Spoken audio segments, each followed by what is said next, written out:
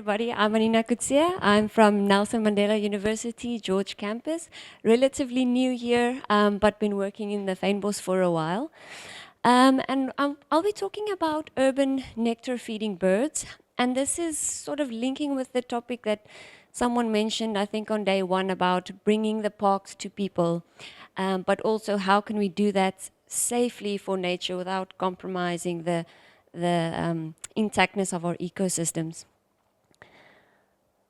So sunbirds are these birds that feed on nectar, and they act as pollinators, which enables the flowers to produce seed, which is their offspring and allows them to persist long term. So so pollinators are very important for the plants that they pollinate. And in the case of our bird pollination systems, the relationship between these birds and plants are very strong. So they're very reliant on each other. And whenever there are effects on one of these parties, the others will also be affected. So my work is focusing on the bird pollination systems in the fynbos, which is our local shrubland here, which is famous for its very high plant diversity. This area stretches across the Western Cape to partly into the Eastern Cape. And in this area, we have 5 bird species that occur across the whole region, and that are the main pollinators in this system. Now, this 5 is a very small number if you consider that in the fynbos we have over 300 plant species that depend on birds for their pollination. So if something were to happen to the birds, their numbers were to decrease or they would go extinct, then that would have repercussions for a very large number of plant species. And therefore, it's important for us to conserve both of these groups together. Now, where do people come in? People feed the birds. And I'm sure they did that even more during COVID. So people provide these sugar water bottles with a sugar water solution to feed the birds. Probably multiple reasons: to see them closer, to conserve them, whatever. I don't have info on the motivations, unfortunately. But my question is whether this supplementary feeding is a friend or a foe of conservation. So let's look at the global perspectives, just generally, of feeding of animals and birds particularly. So in Europe, there aren't any nectar feeding birds really, but the habit of feeding birds originated there, especially because they have these harsh winter conditions. So people are providing food for the birds to survive those harsh conditions. And to this day, feeding is highly encouraged in Europe. If we look at America, over there they have both north and south, they have hummingbirds, and people love feeding them, and the birds really respond well to that and come to it eagerly. And as far as I know, there's no regulations about this kind of feeding in the Americas. In South America, they even use it in their nature reserves because the tourists like it. If we look at Australia, they also have nectar feeding birds there, and they do feed the birds, but it's quite strongly discouraged. And their neighbors next door, New Zealand, they actually want to use feeders to help, as a conservation tool, to help native species that are struggling and which they are reintroducing. In Africa, well, honestly, we are struggling a bit, more worried about feeding the people than worrying about the birds. But there are some places in the cities and certain parts of the parts of South Africa where feeding does occur, and it's a hobby that's becoming more popular. So I think it's important that we start looking at it and start investigating the effects before it potentially becomes a problem. So just before I dive into this, let's see how brave this audience is. Can I maybe see who's for feeding and who is against feeding? Hands up, who's for feeding? And who's against feeding? Okay, interesting.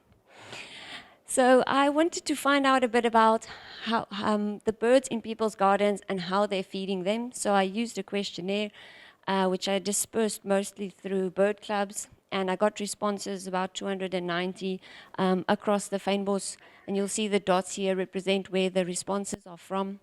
Mostly bird watchers that responded, so keep that bias in mind. But from this, I could get some information about the prevalence and the quality of the sugar water feeders that people are providing.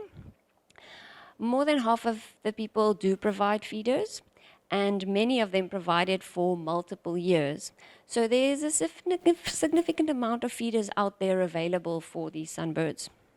In terms of the quality, most people provide a water solution of about 13%, which is pretty good. It's close to the natural nectar, which is a average around 20%. So I think the message of what kind of concentration needs to be provided for these birds has been well communicated to the public. So probably not that unhealthy for them. In terms of volume, this differs vastly from natural situation where the birds would find very small amounts of nectar in a flower. They now get this huge volume of nectar freely available to them. So I think that this super abundant, freely available resource has the potential to change the birds' feeding behavior and their movements. So it is something that we need to look into.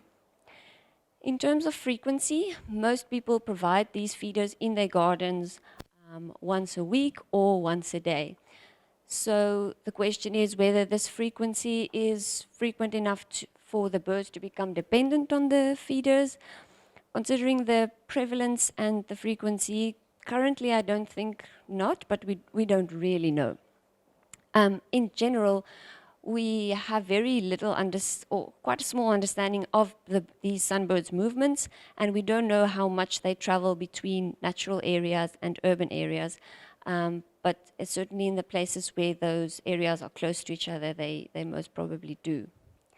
I also just looked at whether the quality of the feeders affect which birds you see and how many you see. But the concentration, feeding frequency, and duration of feeding does not affect which birds you find at the feeders. Basically, when there's feeders, they come no matter what the quality.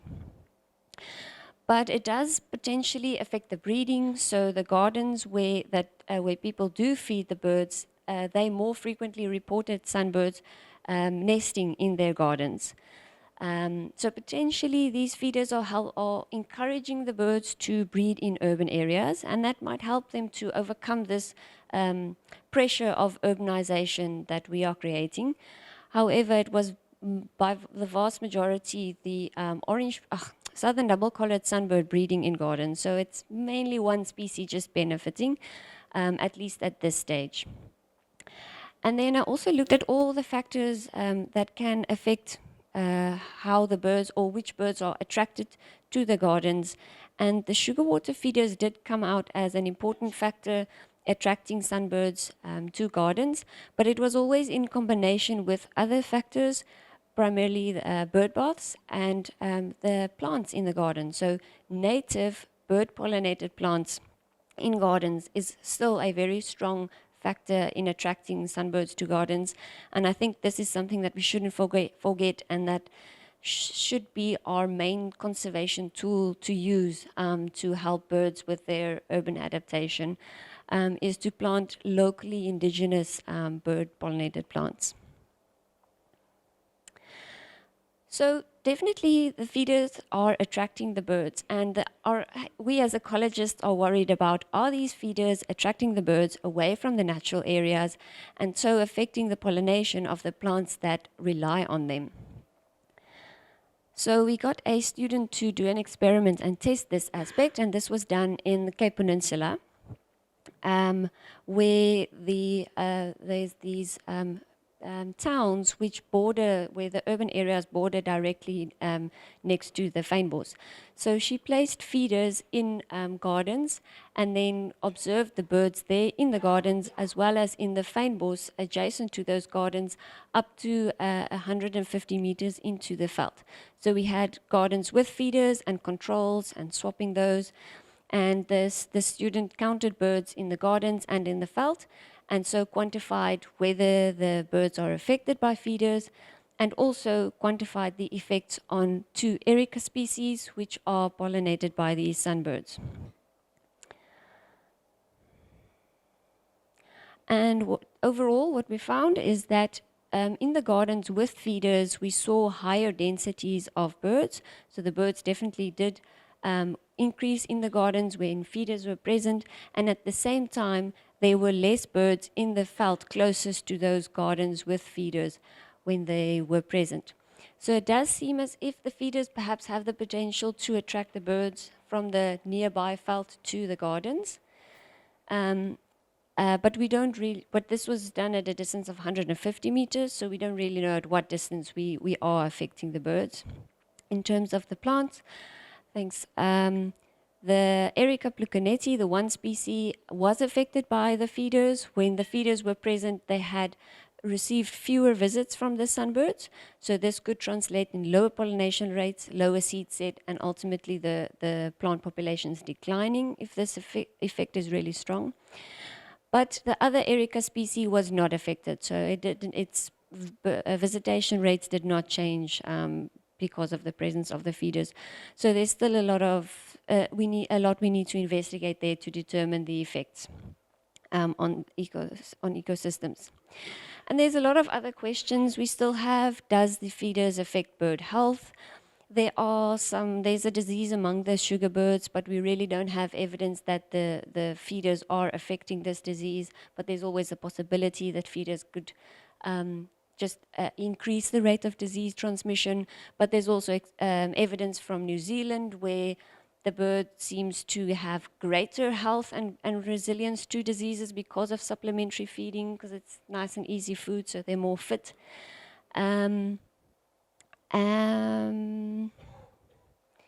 another important factor is safety. So there has been one incident where someone accidentally put the artificial sweetener xylitol into the sugar water instead of normal sugar, and sugar birds cannot digest that, so there was about 30 birds or something that died on one day.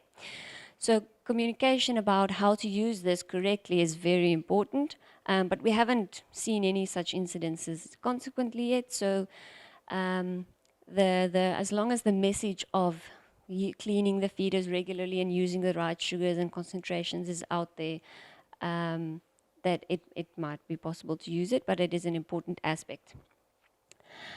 And then I think we need to also think about how we should sort of replace what we've removed. So in the mountains still have a lot of fynbos, but the lowlands we've covered with buildings and agriculture. And perhaps historically the birds were migrating between these areas as seasons change and they have to track the flowers, or they need refugia when there are very large fires. So gardens can potentially help to provide, replace this lost habitat. And then, of course, the other important question is, how is supplementary feeding affecting people? So these pictures here is from a lady that feeds the sugarbirds and sunbirds constantly. And yeah, she feeds them so much that they become a bit tame. But she really loves these birds and she refers to them as her children. So for some people, it has really, it's a very valuable activity for them. And my question is whether this feeding can improve human well-being, whether it can improve our connection to nature, because you can really see the birds up close here, get to know them, and that might also stimulate an increase in conservation awareness and a willingness to contribute to conservation. So even though there are risks, I think we shouldn't just shoot it down, and we should find a good way to use this. And my hope is that we can find the sweet spot of using supplementary feeding where it benefits humans and it benefits the birds, but we are preventing the negative ecological effects. So maybe thinking about where do we allow feeding or when, and how do we enforce safe use of it, etc. That's just my thoughts. So I'd like to thank everybody that contributed, and thank you for your time.